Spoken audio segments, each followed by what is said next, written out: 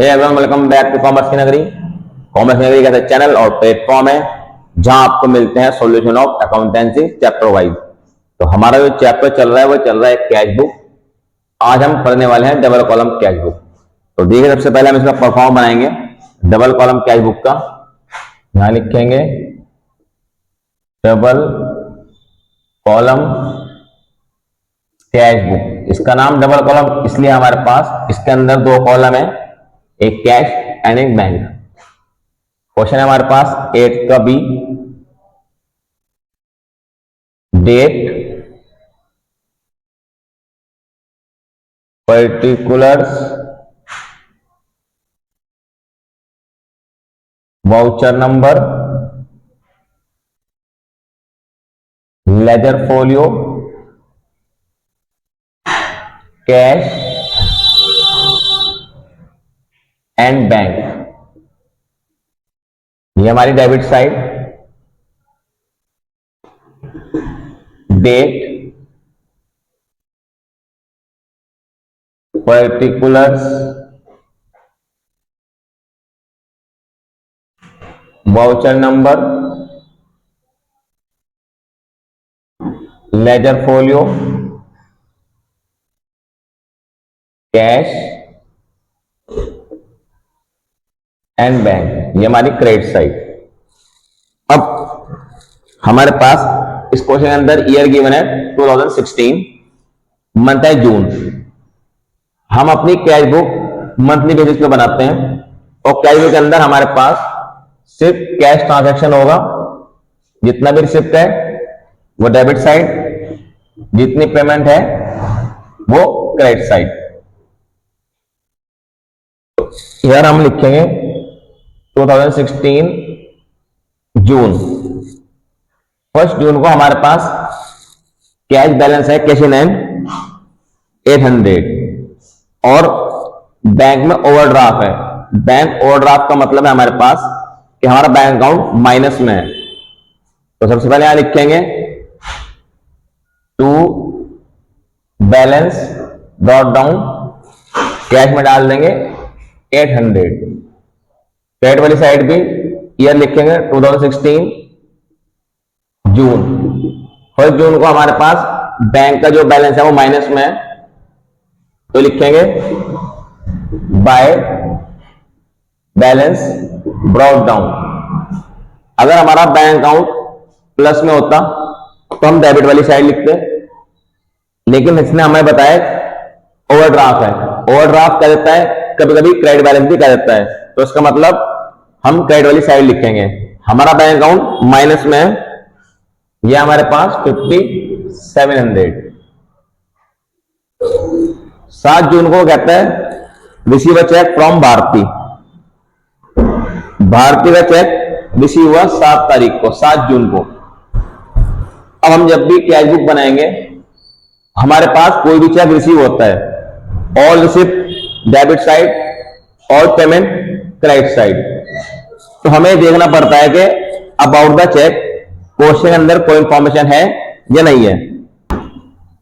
तो हमारे पास क्वेश्चन के अंदर इंफॉर्मेशन है कि जो चेक 7 तारीख को रिसीव करा हमने भारती से, वो चेक हमने 9 जून को डिपॉजिट कराया बैंक के अंदर। तो 7 तारीख की कोई ट्रांजैक्शन नहीं होगी हमारे पास, क्योंकि हमारे पास चेक अभी रिसीव हुआ है, हमने उसे बैंक नहीं सेंड किया। लेकिन हमने 9 जून को इस चेक को डिपॉजिट कराया बैंक के अंदर।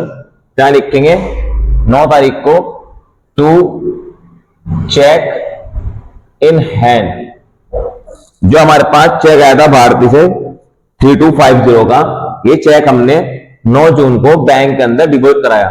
तो इसकी जो हमारा ट्रांजैक्शन होगी वो 9 जून में होगी 3250।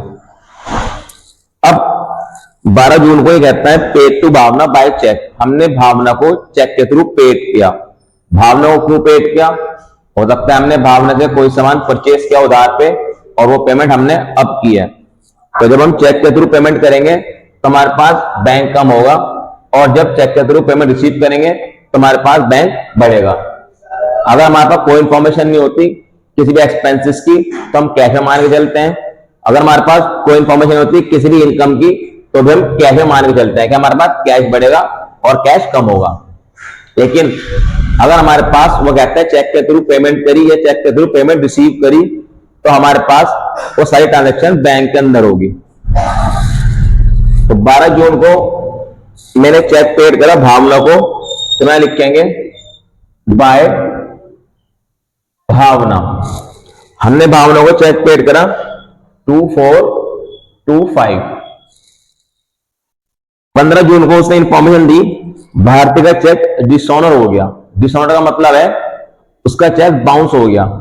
भारती ने हमारे पास जो एक चेक रिसीव किया था हमने 3250 का, तो जब हमने इस चेक को बैंक के अंदर डिपॉजिट कराया तब हमें पता लगा कि हमारे पास ये चेक बाउंस हो चुका। तो अब जब ये चेक बाउंस हो गया, डिसऑनर हो गया, क्योंकि अकाउंट्स के अंदर हमारे पास कोई चेक अगर बाउंस होता है तो हम डिसऑनर बोलते हैं, मतलब वो टाइम पे पेमेंट नहीं दे पाया। तो हमारे पास ये क्रेडिट वाली साइड आ जाएगा। 15 जून में यहां लिखेंगे बाय भारती। भारती का चेक हमारे पास डिसऑनर हुआ है तो उसकी एंट्री बाय भारती के नाम से हो जाएगी। तो हमारे पास ये चेक की अमाउंट एज इट इज आ जाएगी 3250। 3250 का चेक हमारे पास भारती के पास से आया था और ये हमने रिटर्न हो गया क्योंकि डिसऑनर हो गया, तो लिखेंगे बाय भारती के नाम से क्रेडिट वाली साइड। 20 जून को वो कहता है withdraw cash for office use. मैंने बैंक से पैसा निकाला ऑफिस यूज के लिए। तो हमारे पास 20 जून को हमने बैंक से ऑफिस यूज के लिए पैसा निकाला, तो हमारे पास कैश इंक्रीज होगा। हमने कैश विड्रॉ किया 250, तो कैश इंक्रीज एलएफ में लिखेंगे सी। अमाउंट कैश में नाम आएगा बैंक का, to bank account, counter entry है इसलिए लेफ्ट में सी। फिर 20 जून को हमारे पास हमने कैश विड्रॉ किया बैंक से, तो हमारा बैंक डिक्रीज होगा, तो 250 डाल देंगे बैंक अकाउंट के अंदर, एलएफ में सी, और यहां नाम इसके अपोजिट का आएगा अमाउंट बैंक में, तो हमारे पास पर्टिकुलर में आएगा by cash account. Amount cash में पर्टिकुलर में आएगा to bank account, amount bank में पर्टिकुलर के अंदर आएगा by cash account. Counter entry है, अपोजिट चलता है हमारे पास अकाउंटेंसी में। 25 जून को चेक रिसीव हुआ पन्ना लाल से और ये चेक मैंने एंडोर्स कर दिया कमल को 28 जून को। 25 जून को जो चेक आया मेरे पास, इसके लिए इंफॉर्मेशन दिया गया 28 जून को ये चेक मैंने एंडोर्स कर दिया। एंडोर्स का मतलब ट्रांसफर कर दिया। तो कोई भी चेक अगर हम एंडोर्स करते हैं तो उसकी एंट्री कैश बुक के अंदर नहीं होती। ये हम किसके अंदर दिखाएंगे? ये एंट्री हम अपने जर्नल के अंदर दिखाएंगे, कैश बुक के अंदर नहीं दिखाएंगे। इस एंट्री को हमें इग्नोर करेंगे। 30 जून को हमने इनकम टैक्स पेड किया चेक के थ्रू, तो हमारी ड्राइंग्स है, तो लिखेंगे बाय ड्राइंग्स अकाउंट। ये हमारे पास 150 रुपीज का, तो 150 रुपीज हम बैंक के अंदर डाल देंगे बाय ड्राइंग्स के नाम से। 30 जून को ये कहता है बैंक चार्जेस है हमारे पास 25 रुपीज के, तो लिखेंगे बाय बैंक चार्जेस 25। अभी मेरे पास डबल कॉलम कैश बुक है, तो पहले दोनों साइड का टोटल करेंगे हम। अब मेरे पास कैश की डेबिट साइड का अमाउंट है, क्रेडिट वाली साइड कोई अमाउंट नहीं है, तो मैं कैश की जो अमाउंट है 1050 वो बोथ साइड पुट कर दूंगा और कैश का हमारे पास जो अकाउंट है से क्लोज कर दूंगा। जून के मंथ में हमारे पास 30 डेज होता है, तो 30 जून को ये एंट्री बंद हो जाएगी बाय बैलेंस कैरी डाउन के नाम से 1050 अकाउंट में डाल देंगे। ऐड करा 1050 आया, यहां तो कुछ नहीं है तो 1050 एज इट इज आएगा। अगर कोई अमाउंट होती तो माइनस करके अमाउंट आती। हमारे पास स्टूडेंट कंफ्यूज रहते हैं, कहते हैं हाँ क्या आया, तो कुछ है नहीं माइनस करने के लिए।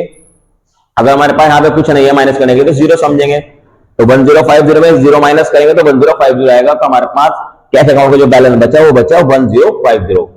अब हमारे पास बैंक अकाउंट हमें साफ दिख रहा है कि क्रेडिट साइड ज्यादा होगी, क्योंकि वैसे भी हम ओवरड्राफ्ट में थे, माइनस में थे, तो अब और माइनस में चले आएंगे, तो हम क्रेडिट वाली साइड को प्लस करेंगे। पेपर के अंदर अगर हमारे पास जहां ट्रांसैक्शन ज्यादा होगी तो रफली एक बार आप इसको ऐड करके देख लेंगे। कैश हमेशा डेबिट साइड ज्यादा होगी, लेकिन बैंक हमारे पास डेबिट और क्रेडिट दोनों साइड में किसी न किसी क्वेश्चन में ज्यादा हो सकता है, कभी डेबिट साइड ज्यादा होगी तो कभी क्रेडिट भी ज्यादा होगी। एक क्वेश्चन में एक ही साइड ज्यादा होगी हमारे पास, तो यहाँ पे बैंक अकाउंट क्रेडिट साइड ज्यादा है। ऑलरेडी दिख रहा है कि यहाँ पे अमाउंट हमारे पास 3250 है डेबिट में, लेकिन क्रेडिट में 5700 की एक अमाउंट बड़ी अमाउंट है, तो इसका मतलब हमारे पास क्रेडिट साइड ज्यादा है। तो हम इसे प्लस करेंगे तो हमारे पास ये प्लस करके आएगा 11,800। इसको हम बोथ साइड लिख लेंगे और 30 जून को हम यहां लिखेंगे टू बैलेंस कैरेट डाउन। 11,800 के अंदर हम माइनस कर देंगे 3250, तो आ जाएगा हमारे पास 8550। तो हमारे पास बैलेंस बचा 8550। अब जून के बाद हमारे पास मंथ आता है जुलाई का, तो हम इस बैलेंस को और इस बैलेंस को ट्रांसफर करेंगे। यहां पे लिखेंगे 2016 first July to balance brought down, cash में है 1050। यहां पे लिखेंगे 2016 first July by balance brought down 8550। तो इसके साथ आपका क्वेश्चन कंप्लीट। आई होप कि क्वेश्चन आपको अच्छे से समझ में आ चुका होगा। इस क्वेश्चन रिलेटेड जितने भी कॉन्सेप्ट हैं वो सारे अच्छे समझ में आ चुके होंगे। डबल कॉलम कैश बुक कैसे बनती है, किस तरीके से हमारे पास जब बैंक ओवरड्राफ्ट का बैलेंस गिवन होता है हम कैसे बैंक अकाउंट बनाएंगे, कैसे कैश अकाउंट बनाएंगे, कैसे डबल कॉलम कैश बुक बनाएंगे। तो अगर आपको वीडियो अच्छी लगी तो आप वीडियो को लाइक करें एंड शेयर करें अपने उन सारे फ्रेंड को जो एक ऐसा चैनल या प्लेटफॉर्म ढूंढ रहे हैं जहां पे सॉल्यूशन मिलते हैं अकाउंटेंसी के चैप्टर वाइज। तो मिलते हैं जल्दी न्यू वीडियो के अंदर न्यू कॉन्सेप्ट के साथ। Thank for watching my video. Have a nice day.